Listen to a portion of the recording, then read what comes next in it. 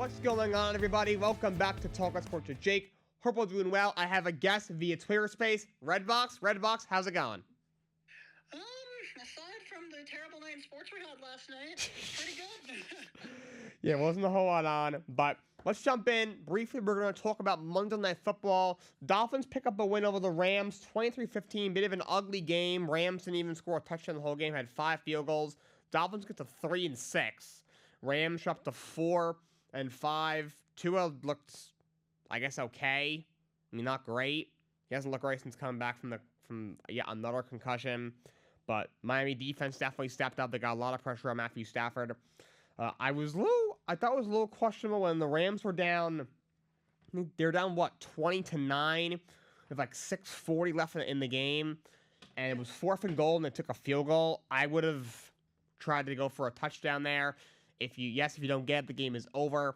And your defense have been holding them to 3 points or nothing the whole time. But again, you give a field goal, then you're once again down 2 scores really late. So I would have went for a touchdown there, try to get within a field goal.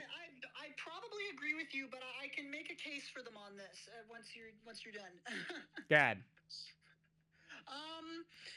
20-12. I mean, at that point, I agree with you. I would have gone for it on 4th and goal, but if you miss on that 4th and goal, then the game is over because that field goal at least puts you within 1 score. Yeah, you got to convert a touchdown, but if they had went for it and missed on that 4th and goal, which all indications last night would have said they would have,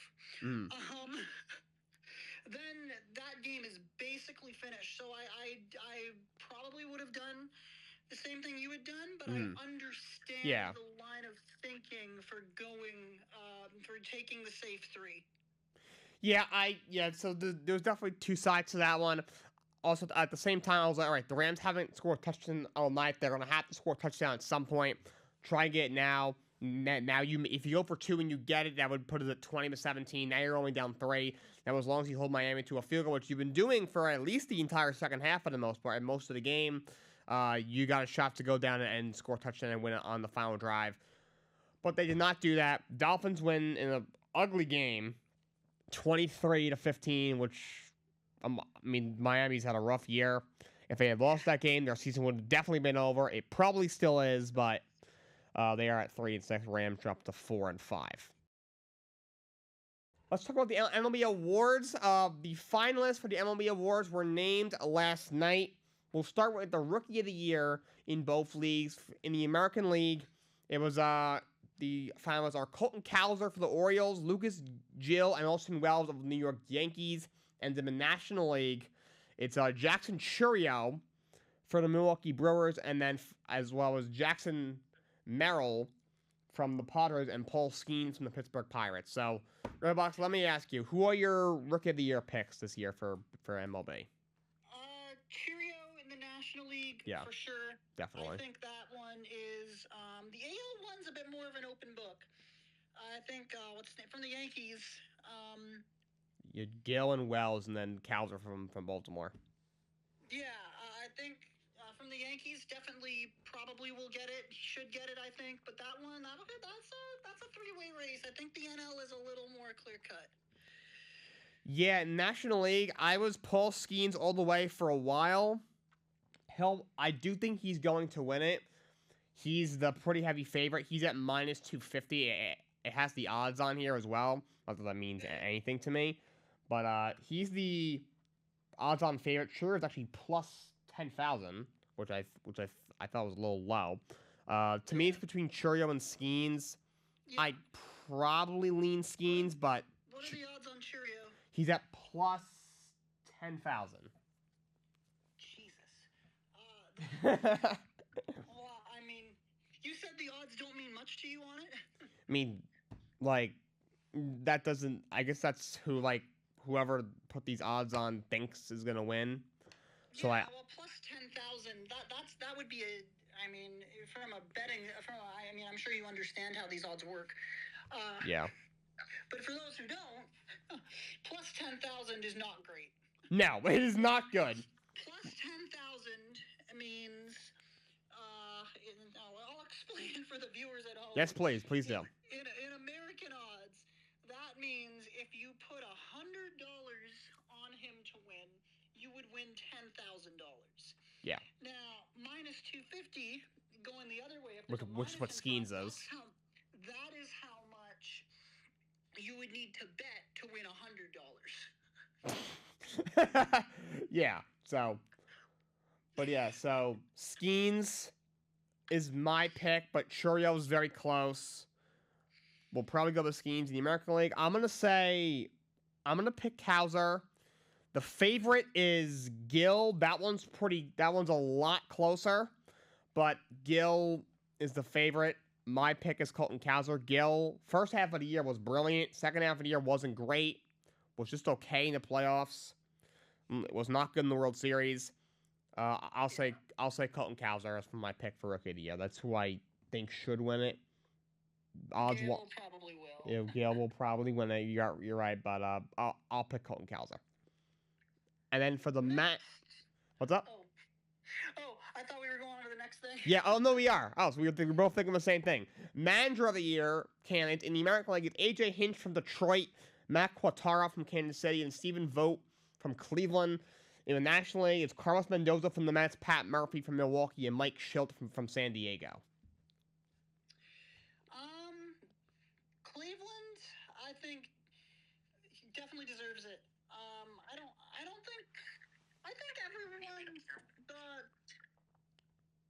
I think everyone thought Cleveland was going to do reasonably well this year, but I don't think they had them challenging as much as they did.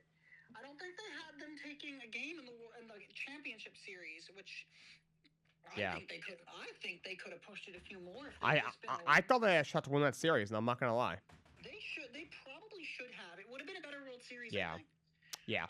Well, I don't know. I think Cleveland. Their pitching is better than the Yankees overall. I would say. I think that's a fair argument. I would say. I mean, I'm not. I mean, when baseball is not my strongest sport to begin with, and how managers perform is even less of something I'm knowledgeable about. But I would just say, as kind of an outside observer, Vogue definitely deserves this in the AL. What are the odds on this one?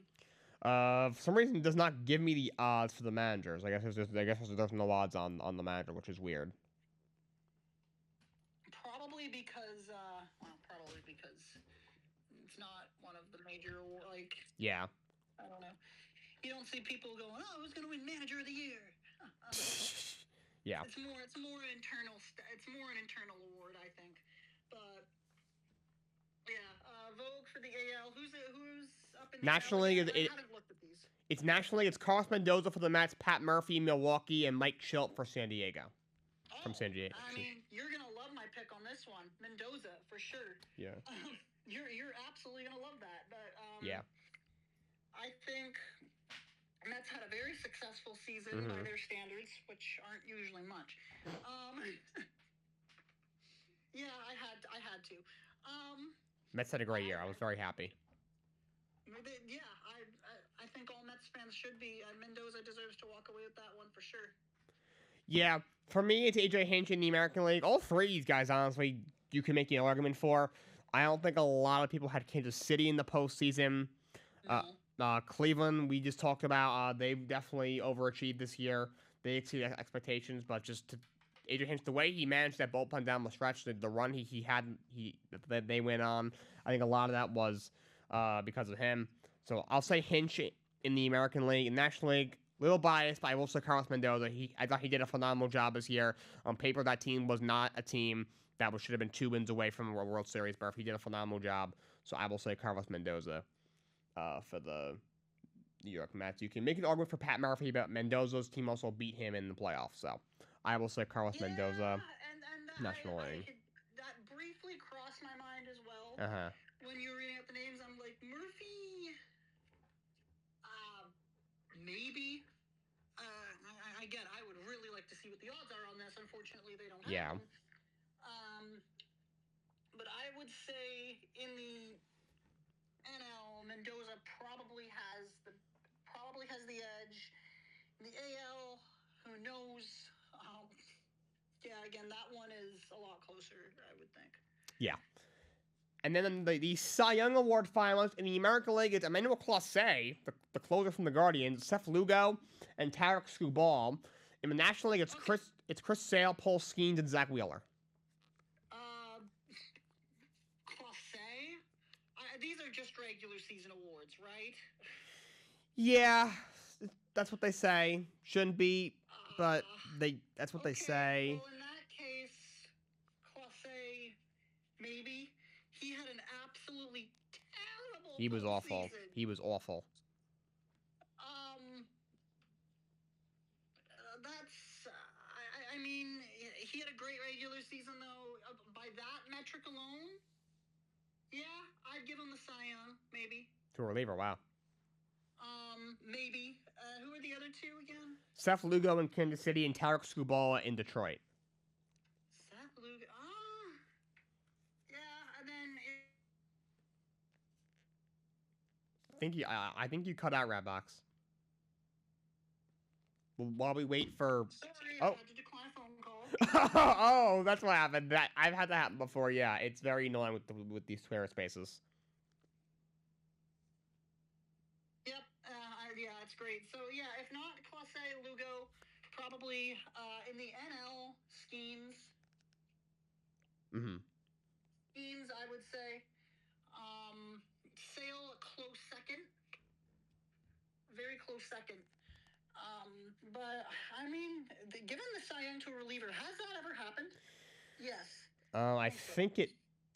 I'm not sure if it has. It may have years ago, but it's been a very long time. Yeah, I think. Again, he had an absolutely horrible postseason. He collapsed against the Yankees. He was dreadful. That was embarrassing. That's when I was out hunting, which I think actually made me watch more baseball. I know that sounds weird, but when you don't have access to internet, or you have access to very little internet, you've got Sirius Radio, and you're with a baseball nut.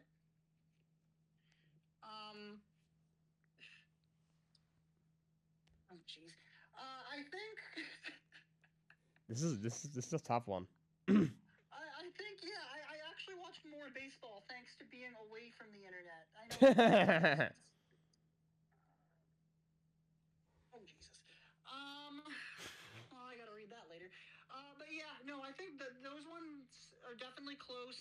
So I'd say I'm gonna say Classe in the AL. I'm gonna go crazy.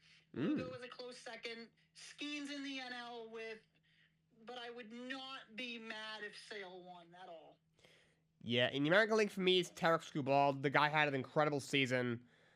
Besides, though, he had one bad inning in the playoffs against Cleveland, so he's my pick. The Classe had an incredible regular season, if nothing else. In the National League, I am going to go with Sale. I don't know how the Braves fixed him, but they did. He had an incredible year. Of course, when it mattered most, he got hurt at the last day of the season and was not available in the playoffs. But he did have a great season. He had like a 2.3 ERA. He somehow found himself after 4 or 5 years of having all those arm problems. Because we had him in Boston, and he was up and down to say the least. Yeah. I mean, he was still our ace, which says a lot more about us than it does him. Yeah. We've had this conversation before. I will have it as many times as it takes about just how truly disastrous our upper management is. Yeah. But yeah, the Braves performed. If you believe in miracles, the Braves probably performed one. Yeah, but yeah, so I'll say Sale for the National League. Skeens had an incredible year, obviously, as a rookie, it's as good as it gets. But I'll say Sale, I just am out for the Cy Young. Yeah, okay. All right, and then most valuable player, MVP. In the American League, the finalists are Aaron Judge, Juan Soto, and Bobby Witt Jr. In the National League, it is Francisco Lindor, Ketel Marte, and Shohei Ohtani. I was gonna make my picks before you even said it, and both of them were on the list. I think you know who I'm gonna say. Yeah.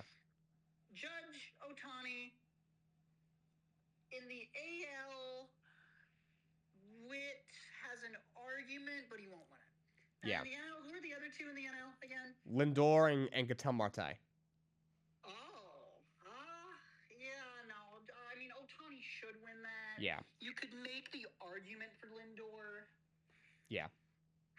But, I mean, the MVP is also kind of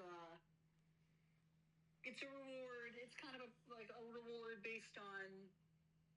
I mean, Ohtani deserves it. Ohtani deserves it. The 50-50 club, that was crazy. 50 homers, 50 steals. 50 steals. Who has 50 steals in a season? Yeah. And then Aaron Judge. I mean, that one, if that one goes to anybody else, and I'm saying this as a Red Sox fan. Yeah. A crime has been committed. But yeah, look, Judge was absolutely horrible in the playoffs. That's that's something that we need. His standards.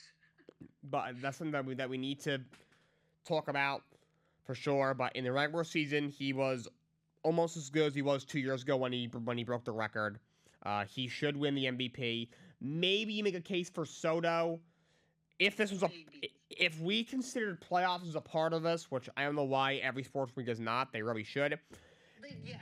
Just so we have a much stronger case, but as great as he was and as much money as he's going to get in probably sometime in the next few weeks, Judge had a better year than him. And nationally, I love Lindor.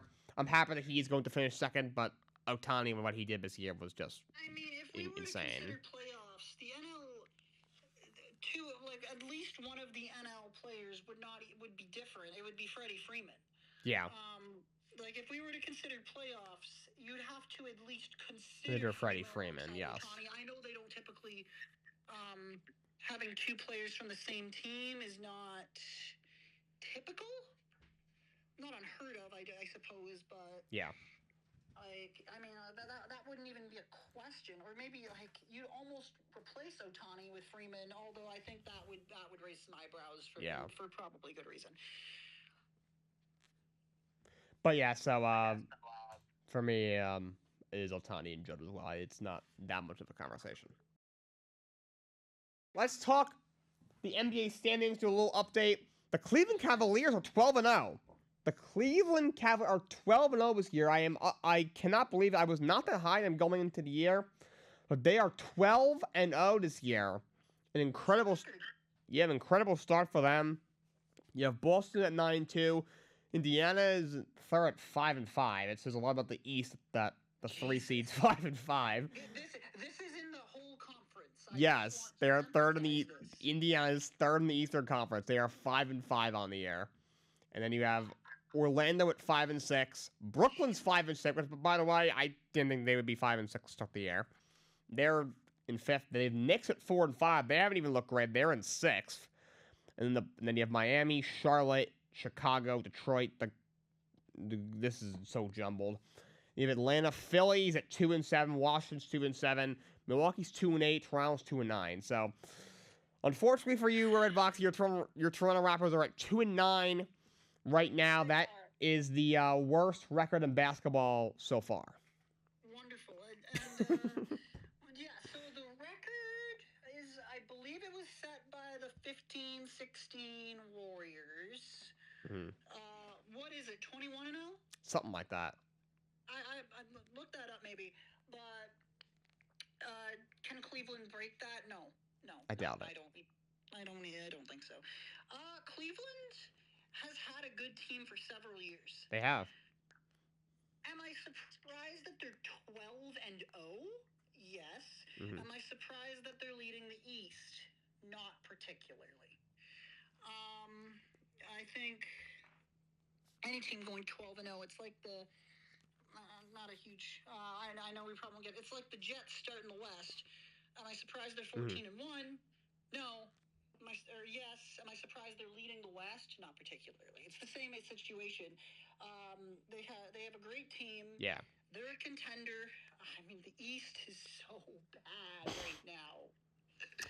Yeah, there is two teams over 500. Two. The East is so incredibly incredibly bad. Cleveland right now, anything can happen. Of course, we saw the.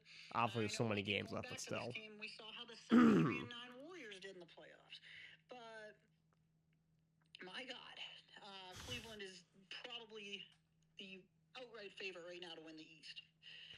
Yeah, yes, so far, obviously Toronto's obviously struggling. They got a young team. Scotty Barnes is out. The Milwaukee Bucks. Talk about it. Milwaukee Bucks look really bad. They are 2-8. Giannis, you could see, is visibly frustrated. Dame seems frustrated. Chris Middleton is still hurt. They have Doc Rivers and Darvin Ham on one staff. That's not going to bode particularly well for anybody. I would say you got to fire Doc Rivers, but if you're going to promote Darvin Ham, who I do think deserves a second chance, but with this squad, I don't know. They look really rough. Phillies off to a bad start. They've had injuries because Embiid has been hurt again, and then he got suspended because he had the altercation with the reporter. Yeah. Paul George hurt to start the year. What did he say? So, a reporter. I'm so bad at keeping up with this shit. A reporter wrote a column. He said that I guess Embiid's brother passed away. I don't know how recently it was, and then I guess he also has a young son. So he said that like his late brother and his son are like his motivation for playing, and then said something to the effect of like, oh well, it's hard to like honor their legacies if he's not playing and not willing to play back to backs. And after a game, Embiid went up to the reporter, basically said like, say whatever you want, about me as a player. I don't care. Don't bring my family into this. They went back and forth, and then Embiid shoved him, and he got the 3 games. Oh yeah, I think media obligations. My opinion has changed on this through the years. I think media obligations are stupid. Mm-hmm. My opinion was very different on this 4 years ago when they had the whole scandal with Naomi Osaka at the. Yeah. I believe it was the French. Yep. I can't remember. It was, yeah. My opinion is very different now. I think the media is just way too invasive with players. Like, yes, write whatever you want, but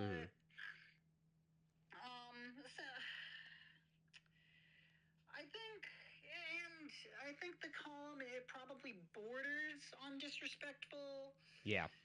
I don't know, what this reporter, is he like just for a fan blog, or was he's just like a Sixers columnist. For who? For Philly. No, he was a columnist for the team, like yes. on their site. Yes. Oh, yeah, no, then you don't do that. Oh yeah. my God. No, if you're a team, yeah, but yeah, this was bad. I am as against Embiid as it can get in this world, but I was not against him here. Like for Sixers.com or whatever it's called. I don't know what the exact website is, but he's a columnist for the team. I'm pretty sure. Like he's employed by the team. Yeah. Jesus. Okay. then yeah. That changes my opinion completely. I think. And I've read some perspectives on this. Used to work for the Green Bay Packers. I don't know what he's doing right now. He was a columnist for Packers.com. He had a weekly questions column, and then he went independent for a bit. Vic Ketchman was his name, and he had lots of perspectives on this. And he said reporting for a team for their website is very different than if you're reporting for an outside publication. You largely ignore a lot of the more controversial elements you don't necessarily ignore them, but you don't address them in the very direct and abrasive way that outside media does. Yeah. And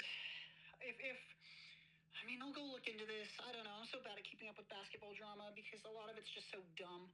But I think if he was a columnist for the team itself, then that is way over the line. Mm-hmm. I think when you're a columnist for the team, you don't criticize the team. No. As crazy as insane as that sounds, if you're being paid by that team, and it's not something that's done. It's very different, yes. This is something that really I think only applies to sports media. I think any other type of media, I would have been like, yes, absolutely, go for it. But Yeah. in sports media, it's very different. It's an entirely different ball game, and you can't compare it to anything else. What? Yeah, no. But yeah, so that's what happened. Knicks sitting at 4-5, haven't really gelled yet. I had a feeling they're going to start a little slow. They have a lot more moving parts, but they're at 4-5. I think they'll gel eventually. We'll see what happens. But yeah, Boston at 9-2. I can't say I'm surprised. Yeah, that's where I about expected them to be. Mm-hmm. And then in the Western Conference, you have Oklahoma City at 9-2, Phoenix at 8-2, Golden State at 8-2, Denver at 7-3, Houston at 7-4, Memphis at 7-4 runs up a top six. The playing right now is the Lakers at 6-4, Minnesota at 6-4, the Clippers at 6-5, Sacramento at 6-5, and then the teams that are out of there are Dallas at 5-5, San Antonio at 5-6, Portland at 3-8, New Orleans at 3-8, and Utah at 2-7. So largely not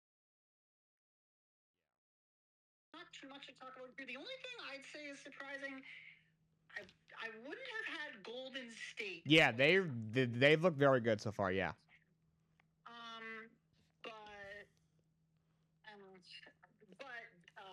OKC number one. Yes, absolutely. Mm-hmm. SGA is top five. Some would say he's top three in the league. Mm-hmm. Some would say I would agree, but that is a somewhat controversial opinion. Our draft would have us believe anything. He dropped to like fifth or sixth, which I thought was insane. Wembanyama going first. Actually, I believe you did that. I thought that was crazy. I took a shot. Insane. I would have gone with Jokic for sure. I was going with Jokic. I was like, you know what? I don't have much to lose. I have nothing to lose here, so I took a shot with Wembanyama.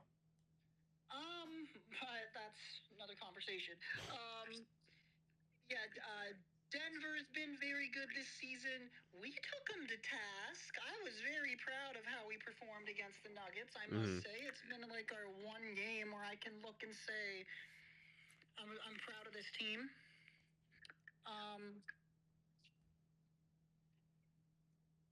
Denver, largely, I think, in terms of contenders, I think right now it's OKC, the clear number one. Yeah. Number two, I'd say, is a toss-up between, because I don't think this 8-2 Golden State, I don't think that's going to hold. I doubt it. Number two is a toss-up. I'd say I'd give the slight edge to the Nuggets. Mm-hmm. Phoenix close third. Rounding out my top four. Oh boy. Rounding out my top four. No, it's not Golden State. Probably either Memphis. They played well considering they got a couple injuries, yeah. Or maybe Minnesota. I think Dallas will be in the playoffs, but I think Dallas is a one-man show. That's their problem. Yeah. Besides Luke and Kyrie, there isn't a whole lot there. Dallas is a one-man show, and then that's the only reason. If they had a few more pieces, I would easily have them as number 4 now. I know they're 11th in the standings, but I think it's way too early. Oh, yeah. Having any substantial discussions, honestly, but yeah, if we're gonna do it, OKC 1, Denver 2, Phoenix 3, and yeah, let's go Minnesota as my tentative 4 right now. See how that stands. All right, so that's the Western Conference. Let's head over to the NHL standings. Let's talking of hockey on here. Eastern Conference, we got Florida with 23 points. Carolina and the Devils are at 22 points. Washington's at 20. Toronto's at 20. Rangers are at 19. Bruins are at 16. You have Tampa at 15. Islanders have 15. You have Buffalo at 15. Ottawa's got 14. Philly's got 14. Pittsburgh has 14. Then they got trounced. I think it was last night. Detroit. That was, yes, 6-0 after Into the first period. Yikes. Detroit's got 13. Columbus has 12 and Montreal has 12. So first, Florida. I don't think that's too much of a surprise to anybody. They've had a great start to the season. The Leafs, my Leafs, are just 20 points is not bad. Fifth in the East, it's honestly probably about where we should be. We have an all-star offense, right? And then our entire team just falls apart. Yeah, it's over. Yeah. I mean that completely earnestly. Like, I'm not joking. Yeah. We have an all-star offense, and the rest of our team is mediocre at best. I think our goalie situation is better this season. We've got Woll and Stolars. I think Stolars has shown a lot of promise. Woll kind of really came onto the scene last year, and that's the only thing. I think these two. Woll he's been in the system for a bit. He's 26 years old. I mean, is he coming into form in his mid to late 20s? Maybe, but our goalie situation, two good players, both with a lack of experience, and I think that is an issue. Rest of the team, I mean, our defense right now, Ekman Larson was a good pickup over the offseason. And then it's essentially Morgan Riley and everyone else. Yeah, they're not great defensively. Their goaltending is a little suspect. It's been that way for a while in Toronto. You know, if they ever improve that, they could really do something because, like you said, offensively they are very, very talented. But that's where they are now. God, please, can we get rid of Tavares, please? Yeah, he's definitely getting older. The Devils, they're off to a very good start. Capitals look good. I assume the Capitals will be a little bit better. They had a good offseason. You know, Boston just looked okay. And then the teams that are not doing well, I thought Detroit would be a little bit better, but I didn't have them making the playoffs either this year. You know, Flyers are very bad. Penguins, that team is ancient. And, you know, other than that, nothing's that surprising. Well, so a few things. A few other teams I'll quickly comment on. I think my last cup of coffee for the day. I say that. It probably isn't. Capitals, I don't think they will hold in the position they're in right now. Not fourth, no. Not fourth. They are a playoff team, I think, but they're a 7 or 8. Now, Boston has had a slower start to the season. Yeah, they haven't been great. They're in 7th, of course, when you bring conference division seeding into play and all that stupid nonsense. Who knows where they'd be put in a theoretical bracket? I have it in front of me, but I really don't. I can't crunch the numbers fast enough for this show. I need a few minutes. I think they've just had a few unlucky games. They got shut out by Toronto last Tuesday, which was awesome. That was great. I appreciate that. That's right. I turned that game on late. I was like, holy crap, it's 4-0. And a lot of people are saying that's the big rivalry in the NHL right now. I think on give me 1 minute. Oh, okay. I think in terms of positioning and skill right now, I would agree. I think Yeah. Toronto-Boston is probably the most competitive rivalry in the league right now. Yeah. The most competitive, significant rivalry, I should say. Mm-hmm. Like Toronto-Montreal, greatest of all time. I will not. I will die on that hill, but it's not an overly competitive one at the moment. Right. But Toronto-Boston, yeah, absolutely wonderful. I think Detroit. Well, first of all, let's just say Ottawa on 11th. I mean, they're slowly improving. Um, they're slowly improving. I don't think they're a playoff team. They finally got rid of their terrible management, which I think helped a lot. Detroit is just, they're too young. Yeah. I said at the start of the season they're going to be a playoff team. I am not ready to give up on that yet. But I think they've got to really, really wake themselves up here. They've had a horrible start. Yeah. But yeah, that's the Eastern Conference. Going to the West, Winnipeg Jets 14-1, best team in the National Hockey League.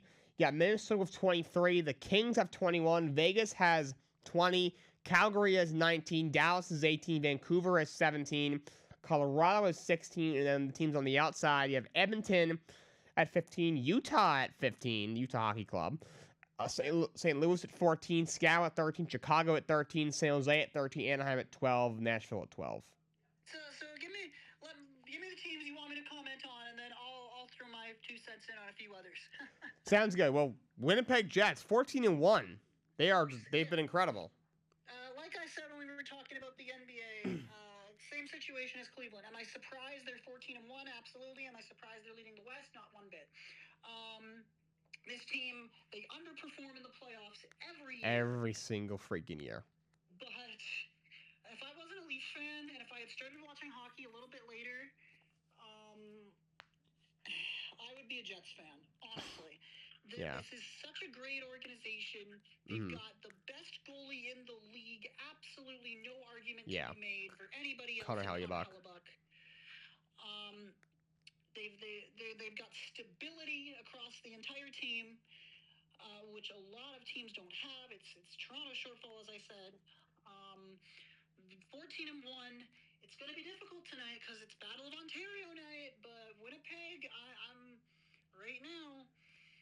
I want to watch every game just to see how long they can keep this going. Right. And then next up, Minnesota surprised me at 10-3. I did not have them doing a whole lot this year. What are your thoughts on Minnesota? Minnesota, yeah. Minnesota!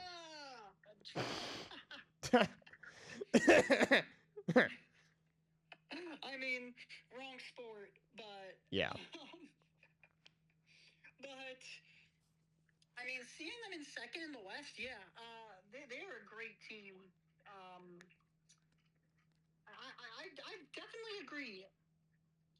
I mean, they've got Fleury, who just seemed he will not leave. Marc-Andre Fleury. He keeps finding teams.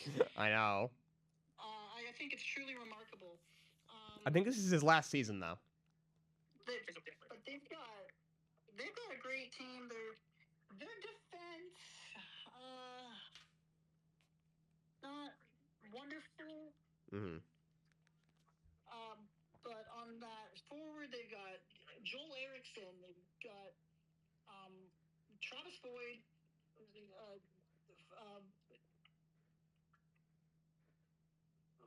Marcus Johansson. They've got lots of depth. Yeah.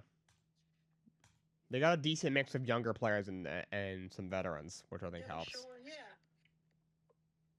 Well, and of course, Zuccarello, but yeah, that's a great team. Not surprised at all to see them doing well. Second, I mean, great.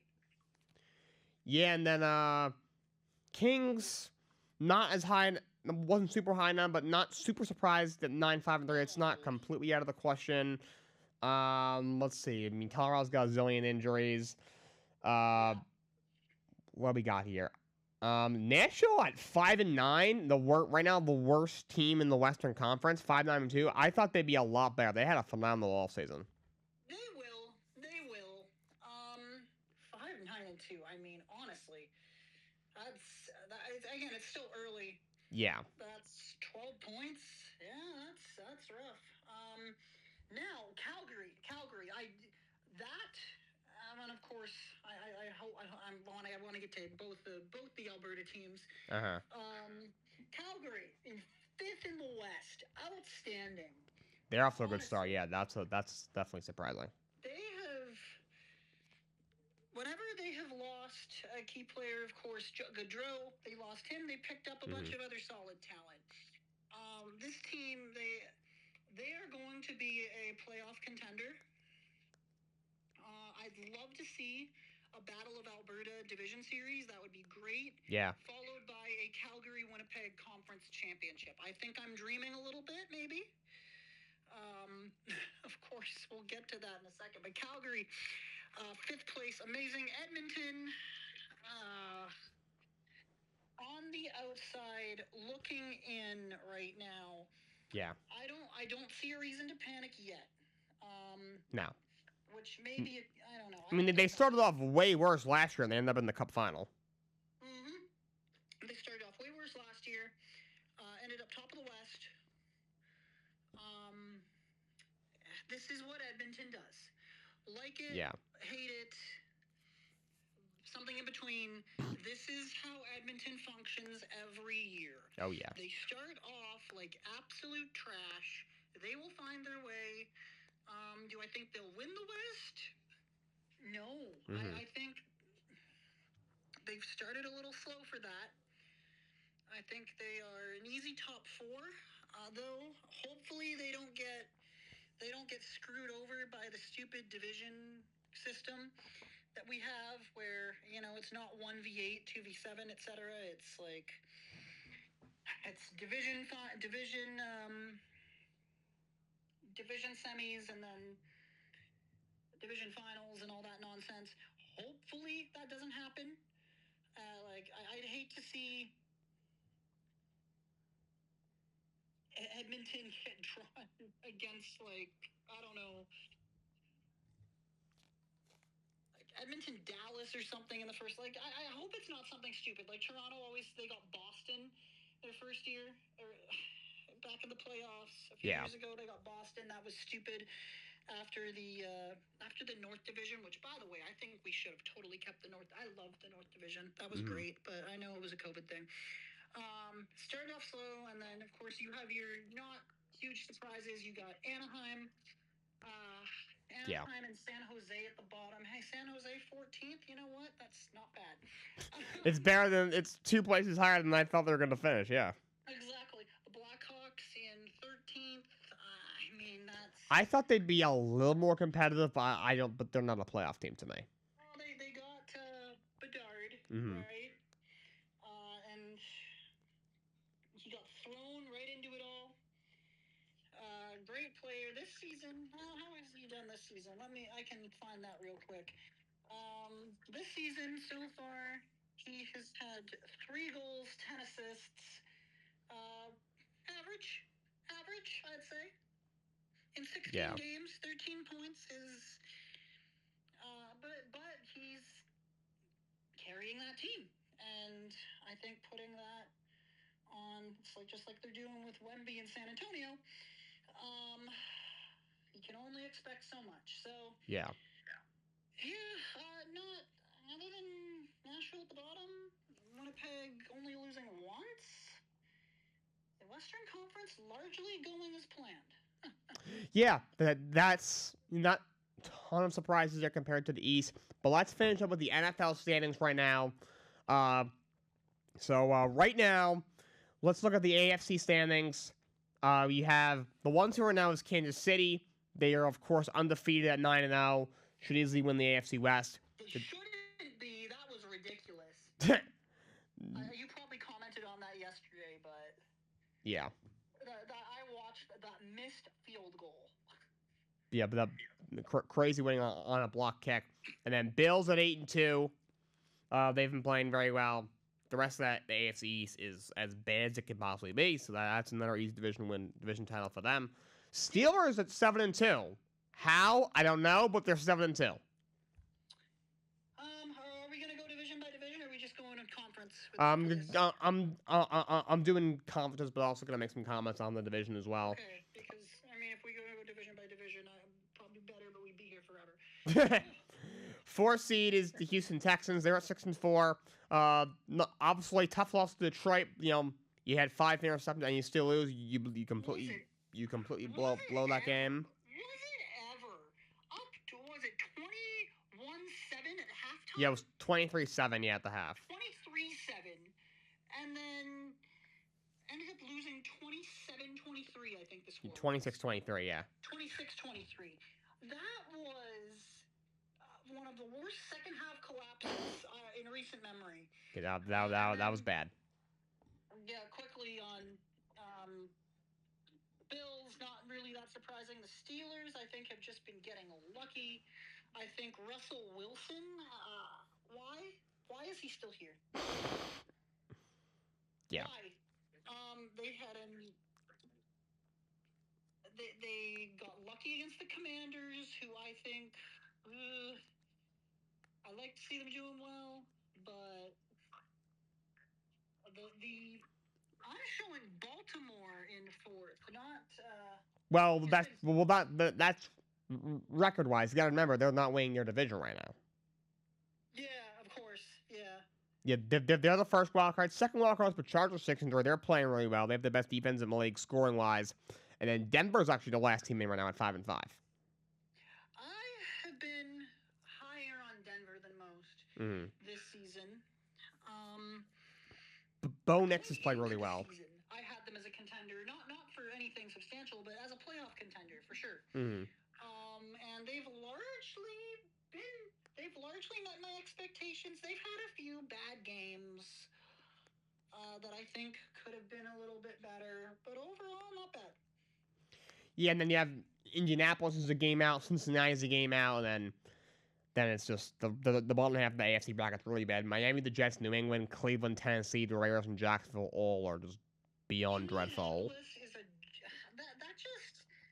That really does illustrate how much of a lack of depth is in the AFC right now. They're the first team out. Indianapolis is a game out. I mean, let's if I can rant on this for a moment. Please do. You have Anthony Richardson, who of course infamously walked out on 3rd down. He's like, "Nah, I'm not doing this." Yeah. His backup, 39-year-old Joe Flacco. I couldn't tell you. How is this team a game out? I don't know. Someone please explain that to me. That's crazy. You've got Cincinnati, who's just, I mean, great quarterback. Other than that, yeah, okay. But yeah. But it's a joke. The AFC's a joke. Yeah, the back half of the AFC is very bad. But heading over, yeah, it's bad. Heading over to the NFC, Lions 8-1, continue to roll, first seed in the NFC. 2 seed is Philly at 7-2, currently leading the East. They're edging out Washington right now. 3 seeds Atlanta at 6-4. They're winning a very bad division right now. Arizona Cardinals are the 4th seed, currently in first place in the West, which is shocking. First wild card is Minnesota at 7-2. Second wild card is Washington at 7-3. And your Green Bay Packers, RedBox, are at 6-3 on the season. So they are the last team in. They have the Niners are a game out. The Bears, and the rest of us isn't great. The Bears 2 games out. Seattle 2 games out. Rams 2 games out. As is Tampa. Then Dallas, Saints, Carolina, and the Giants. Just absolutely blow. This is another case of surprise, but not. Yeah. 8-1. Lions have been absolutely phenomenal this season. And I think if things continue the way they are, I don't know if we're gonna be able to challenge them for that division. We looked absolutely awful against the Lions. Yeah, that last game they did not look great. They got punched in the mouth. They didn't look great against Houston either. I don't think anyone can say being down 23-7 at halftime is looking good. Comeback be damned. Yeah. You can't play like that and consistently win, because one of these days that comeback isn't going to materialize. Yeah. So yes, I think Goff is an amazing quarterback. I think he's a decent quarterback. He had a horrible game last game, but he's a decent quarterback. Their defense, and then I don't know. I want to comment on the entire NFC North division, of course, but the Vikings. The Vikings looked absolutely. I mean, from what I watched on Red Zone, I will concede that much. Abysmal against the Jaguars. Yeah, they barely won. Sam Darnold did not look good. Yeah, that was an ugly game. Not only did he have 3 interceptions, but 3 interceptions in the end zone. Yikes. That's the thing with Darnold. When he's bad, he is like shouldn't be in the league bad. Same problem they had with Cousins last season. Yeah. He was good. He was great. When he was bad, he was just absolutely awful. And then of course he got hurt, and then the season was over. Speaking of Cousins, I suppose we can pivot to Atlanta. I will continue to say the change of scenery was good for him. He's largely adapted well to the Falcons' offense. How much of his career is left where he's gonna be at his peak? Probably not much. And then Packers holding down that final wild card. I don't think we should be happy with that. I think being in the best division in football is really tough. Yeah. Look, overall, I think they've had a good year. Obviously, Jordan Love missed a couple of games. You won a couple of games with Malik Willis, which was huge for them. But they're hanging on for dear life. But switching gears to the Bears, they fired their offensive coordinator Shane Waldron this morning. They did what, sorry? The Bears fired their offensive coordinator Shane Waldron this morning. Until they fire their offensive leader. Yeah, he's been really bad. I said it when he got drafted. This guy's gonna be a massive flop, and I have no confidence in the kid. Eberflus was also a horrible coach. The line could be better, and I didn't like Waldron overall, but he was not the solution, but he also wasn't the main problem. Just briefly going back to Green Bay, I don't think our quarterback situation is an issue. I think Malik Willis he can sustain this team fine. The issue is we commit way too many infractions. Yeah. I think we're worse than the league on that. But the Bears, only team in this division who's not competitive. Will they be in the future? I don't know. I think they had a good thing going last season. I think they should have kept their QB situation the same. I don't. Yeah, I would have given Fields another year, especially considering the moves they made. I think Fields was showing promise with that offense last season, and they blew him up. They sent him. Where did they send him? To Pittsburgh. And he's doing fine there. I mean, he was playing pretty well, and they benched him for Russell Wilson because I don't know. I think Fields is injured right now. He might have got nicked up in practice afterwards, but he was fine before he got benched. Russell Wilson, that's shouldn't even be in the league. But and then the Niners on the outside looking in. That's why I'm not content with who the Packers are, because the Niners, they've had a slow start to the season. I don't expect that to last. They're way too low. Some may right. They are going to take that third wild card spot, I think, and if we don't bump up and take that spot away from the Vikings,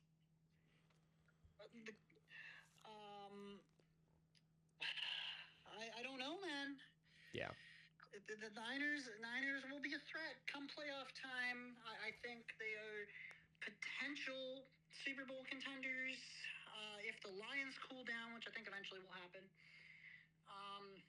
A Lions-Niners NFC Championship game, that would be crazy. Yeah, for the second year in a row. again, yeah. But yeah.